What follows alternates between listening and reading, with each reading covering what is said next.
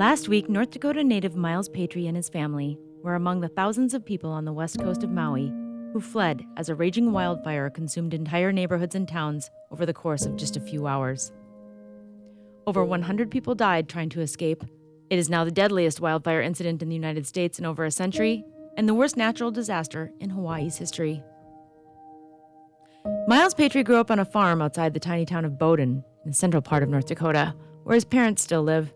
He went to NDSU and made his way to Washington, D.C. after graduation. He worked for a stint for Senator Kent Conrad and at the USDA on food assistance policy. Miles met his wife Aparna, an attorney, in Washington. They lived and worked in the nation's capital for a decade, but when the COVID pandemic began to take hold of the globe in 2020 and their D.C. condo sustained water damage, rendering it uninhabitable, Miles and Aparna decided to make a temporary move to a place near and dear to their hearts, Maui. It was their favorite place to vacation. They even got married there. They visited every chance they got. It seemed like a natural spot to encamp with their two young boys. Maui was good to them. Their planned 6 months there came and went, and the Patriots decided to try and make it work and stay on the island permanently. Their jobs allowed them to work from Hawaii. They sold their D.C. condo, they welcomed a baby girl into their family, and in November of last year, they bought a home on the west side of the island, adjacent to historic Lahaina town. The electricity and Wi-Fi in the Patriots' home went out around 5 a.m. last Tuesday. Miles said the winds were howling. A hurricane was passing south of Hawaii's Big Island. He and Aparna went to a coffee shop, which still had internet access, in order to work. Their au pair stayed home with the kids. By the time they returned home that afternoon, their roof had lost shingles in the high winds. A neighbor noticed that their fence was about to blow down, and he and Miles worked together to prop it up. Then Aparna noticed a plume of smoke and alerted Miles. So I went to the end of our driveway and I looked and I saw the big black cloud that was basically in the next neighborhood over at that point. It just looked super ominous that it was going to come our way. And I said, we have to go. We have to get out of here. Their sons had gone to a friend's house a few miles north of Lahaina earlier. Aparna called a friend to see if they could shelter at their house. Miles grabbed some important documents and things for the kids. They got their 18-month-old daughter into the car and headed out less than 10 minutes after they noticed the smoke. As they pulled out of their driveway, they lost cell reception and would not get it back for days. Their au pair had left for the day. They had no way to reach the 24-year-old from Argentina who had been living with them as part of a cultural and social exchange program. They were terrified for her safety. We had no idea where she was or how to contact her. We were really worried that she was going to go back to the house. I went back a couple times that night to try to find her. That was the toughest part. A police officer was guarding the entrance to the neighborhood when Miles went back for the first time at 8 p.m. The police officer just told me, your neighborhood's on fire, you can't go. He didn't provide any other details. I didn't know if maybe our house was still standing. So when I tried to go back at 3 a.m., that police officer gave me a little bit more detail about where exactly the fire had gone. And at that point, based on what he said, it seemed like we had probably lost our house.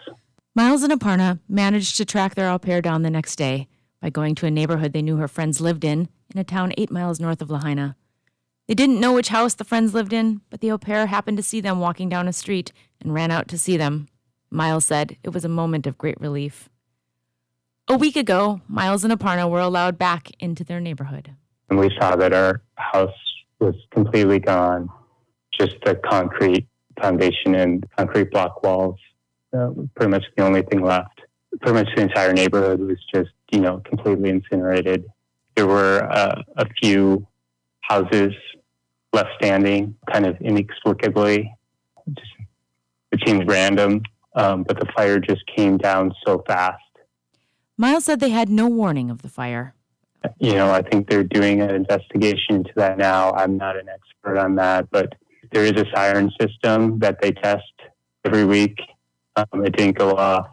There's an alert system that we get on our cell phones for other kinds of warnings, but we didn't get anything this time.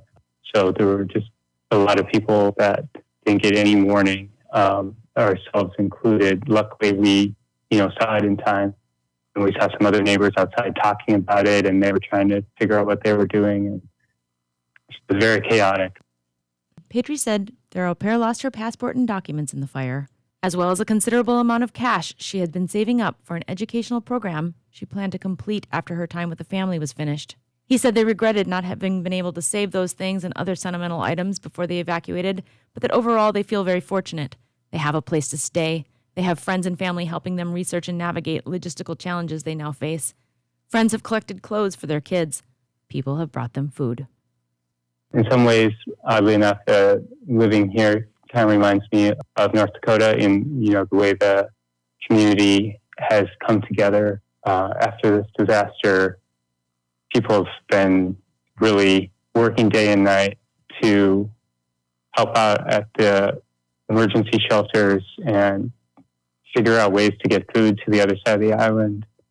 It's really an amazing place, not just because of, the whales and dolphins and rainbows and amazing beaches and everything, but the people here are really great too.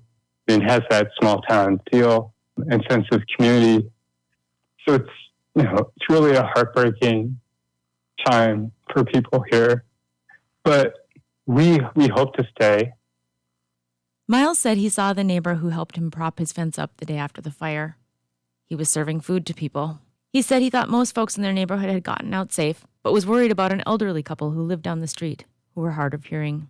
The Patriots are currently looking for a home to move into on the west side of the island so that their boys can return to their school, which is reopening on Monday. But a lot of the housing on the west side is gone, and so there's thousands of people trying to figure out where to live and very few homes available.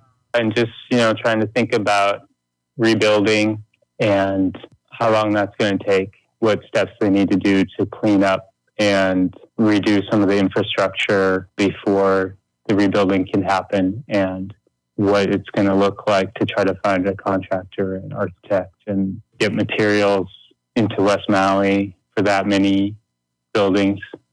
Yeah, the whole thing is very daunting, and it's overwhelming. Miles says the Maui Food Bank is a great place to donate if people are looking for somewhere to give immediate assistance. But he urged people to remember that the impacts of the devastation in West Maui will take a long time to mitigate.